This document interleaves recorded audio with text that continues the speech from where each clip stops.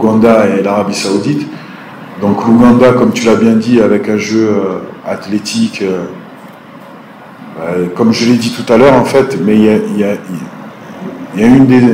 Par rapport à l'analyse du match de la Côte d'Ivoire, il y a un secteur où que j'ai senti qu'on avait qu'on était un petit peu en difficulté et que je sens que c'est un secteur où il va falloir qu'on réponde présent pour la phase finale. C'est au niveau de l'impact. Je m'explique. Attention, hein, je ne dis pas que mes joueurs n'ont pas d'impact.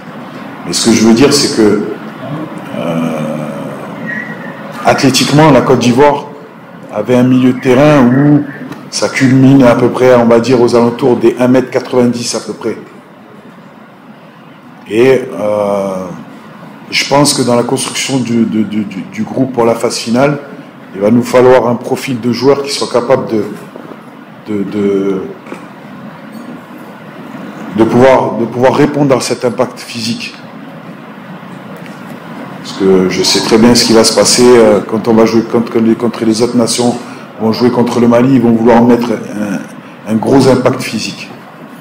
Voilà, donc moi le but du jeu c'est d'essayer de trouver un profil qui va pouvoir faire en sorte de répondre à cet impact, ou tout simplement de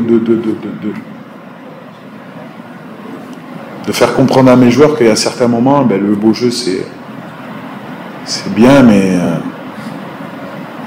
temps en temps il faut titiller les chevilles des adversaires et répondre à l'impact physique.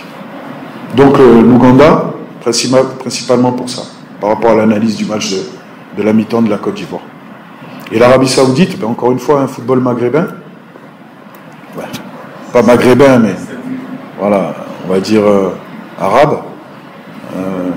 Moi, je suis un peu moins d'accord avec toi sur le plan qui se projette très vite vers l'avant.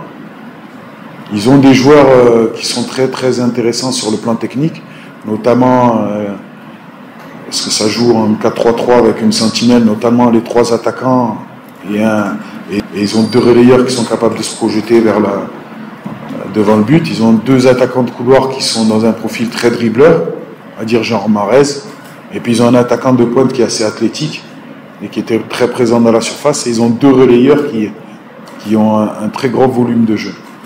Défensivement,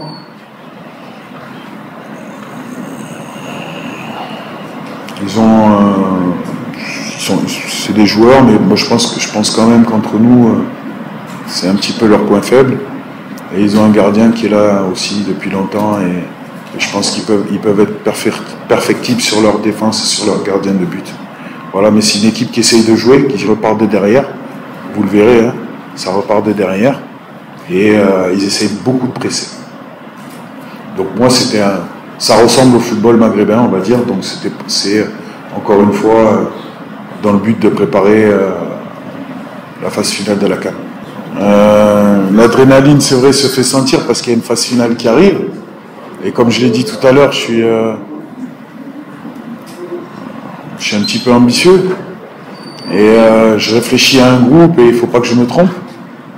Donc c'est vrai qu'en ce moment, les nuits sont longues.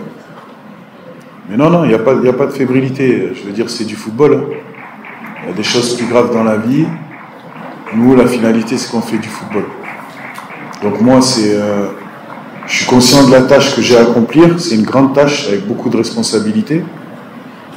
Mais non, je suis très aligné sur ce que je pense et sur ce que je fais. Donc, il n'y a vraiment pas de souci.